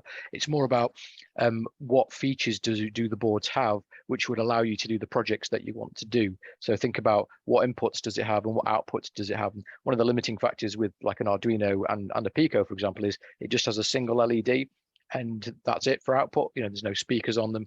There is no inputs other than a single button. So you're fairly limited in what you can do with it. If you want to add in any interaction, you need to add in additional electronic components, such as buttons or accelerometers and all the rest of it. And all of that stuff is built into the microbit by default. So you know, that's why if you're beginning on your physical computing journey, that's a good place to start. But if your students are already confident with electronics and you have the hardware available, then the others are also really good for that sort of stuff. And if you want to then go into more complex projects, then you can sort of get into the Raspberry Pi 4 ecosystem, and then you've got a full-blown PC to work with, and you can program that to do almost anything. And it's and again, there's a whole world of other peripherals that you can dig into with all of those, but they're all development boards. They all do roughly the same sort of thing. Just think about it in that sort of IPO system design mentality. You know, what does it take in, what does it spit out, what does it do by default, and what do you need to add to it if it doesn't do that, and how much complexity does that add to your project? And so you have to think about it more from the system product side rather than the board. All the boards do similar things. Thanks, Robert. Just a question about the recording of the event. So our aim is to be able to share a recording of this full event through CBSE. So we held an event in February of this year, and that's what happened there. So we'll be aiming to do the same for this event, so you can review the recording at your own leisure. There will also be a certificate sent round to attendees, which you can complete with your name. It gives the title of the session, today's session, Get Started with Physical Computing, and records your attendance today. Okay, so I think another question that came up was around other subject areas besides computer science. So what sort of, in your experience, Rob, what sort of applications do you see for physical computing happening in subjects such as physics and other sciences, or even more broadly technology and elsewhere? There is a lot of potential to use physical computing and project-based learning in all the other subjects. The physics one is a good example, where typically you'd be measuring things like acceleration or air resistance and that sort of thing, and you'd be doing it in sort of an analog fashion with a stopwatch, or using ramps and springs and that sort of thing. And you can make it more accurate by using a microbit to measure these sorts of things. So you can attach a microbit to a parachute, and then you can see how the different parachutes affect the acceleration and how fast it's dropping, and that will graph all of that data in a table, and then you can take that off the microbit via USB and then do some data science on it. So you can get really highly precise measurements for anything that involves physical movement. And so you can use that in physics. You could also use that in physical education. For example, you could do some telemetry of like a cricket bat or a football or something like that. You just have to work out a way of attaching the devices to the equipment and then measuring it in a certain way. You see in the sports field in particular, you see a lot of the marginal gains done with performances around having really precise measurements of movement and what's the most efficient way to hit a ball or kick a ball or whatever the sport is. So you can use this technology to sort of measure and then enhance movement in physical education, and in other subjects as well. For example, geography, you can use the microbit as like to sense in the environment. So you can get like rain sensors, pH sensors, pollution sensors, all those sorts of things. Think about any type of input that you can think of. There's usually something that can measure it electronically, and then you can use that to gather data and do some sort of processing of that data, which you can then learn from. You can use it to measure, the light levels during certain times of the day for light pollution, or for measuring the changing of the seasons. It's really, again, you're limited by your imagination only. It might be slightly more difficult to apply it to subjects which are more sort of theoretical, maybe like ethics, for example. That might be a tricky one, but I'm sure there is a way of using it for these sorts of subjects. But it does lend itself really well to anything physical and anything sort of STEM related, and anything where you can take something from the real world, gather some data around it, and then do something with it. So there's lots and lots of examples, and we have a session specifically looking at this later on in the series. I don't have the date to hand, but it is October 21st is the next one, so it tends to be around the same time on different months. Yeah, so we have a session specifically looking at how to contextualize different subject areas to use PBL, and we'll dig really deep into how to do that. And there'll be a practical exercise where you can take whatever subject you're doing, and we'll show you a way to how to use the Arms Corps program schema to develop a project based on your subject area and area of interest for your students. So just two final questions, I think, before we move on to closing the session. One question is about how can this technique work where there is a lack of connectivity, electricity in semi-urban areas? There are certain requirements in terms of use of being able to access, for example, a laptop, and there is, but the microbit device itself works off a battery pack. Rob, any reflections on that question? Yeah, that's a very, very difficult issue if you don't have connectivity and or electricity, because these things are kind of fundamental. I mean, if you have a computer or a laptop with a battery that can work without connectivity, you can program the microbit using Scratch as well, which works offline, so you don't need connectivity for that. And if you've got a battery in the laptop and a battery pack for the microbit, you can program and use those without electricity or connectivity. But in an ideal world, it works best with connectivity and with power. And it does make things challenging though without those basic resources. And then the final question is, well, before we get to that, the certificate will be, as I understand it, that will be emailed out to attendees. Okay, so the final question is around, where new to physical computing, we need to know about the programming languages we need to know to do programming.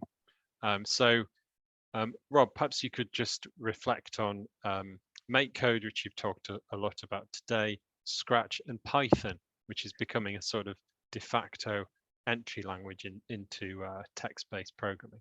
That's right, yes. I mean, you don't need to know a language at all to get involved into programming at first, and that's the whole point of these colored blocks that you see in Scratch and in MakeCode, is that you can teach and learn all about computational thinking and computer science and these computational constructs without necessarily having to learn the syntax in a textually derived language, such as all the major ones. So you can go an awful long way, and you can learn everything you need to know in terms of computational thinking using these blocks. The intention of these systems is to then obviously transition over to a textually derived language at some point, be that JavaScript, Python, or C, or assembly, or whatever you want to teach. But you can do that really easily using something like MakeCode, where you can show them an algorithm or a project in using the blocks, so they can conceptually understand what the algorithm does, and then you can switch over to JavaScript or to Python, and then you can see how that is expressed in the code, so they can get a feel for how these things are structured in real life. And it's just a much nicer, cleaner way of teaching the language, rather than sort of jumping straight into the syntax, which makes it the learning curve quite steep, because they're not only having to learn the computational construct and how to apply it, also they have to learn the syntax. Whilst in the blocks, it just removes that syntactical element and it makes it easier to learn. But Python is a great language to get into. It's got a relatively shallow learning curve. There's a wealth of free resources out there for it. So there's lots of stuff to dig your teeth into if you want to get into Python. And again, our stuff is very much a gateway into that world. And there are we have whole courses on Python and MicroPython, should you wish to look at that, as well as a YouTube channel with the whole series of videos on both MakeCode and MicroPython. So you can go as far as you need to in the sort of the K-12 space using those resources. Thanks, Rob. So Rob, if you could just stay with us as we wrap up. I think we'll move on from the Q&A.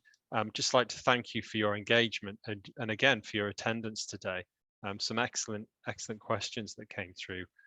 Whether you're new to physical computing, or you've had some experience, or you feel well versed in it, we hope this has been a useful session for you. The next session that's coming up is on the 21st of October. Rob, this is Introduction to Physical Computing and Project-Based Learning. Would you like to say just a few words about what will be covered in the next session? Yeah, so we touched upon a couple of the themes in today's session when I was talking about like Fulham's 6 Cs and some of the theoretical elements of it, which I spoke about at the very beginning of the session.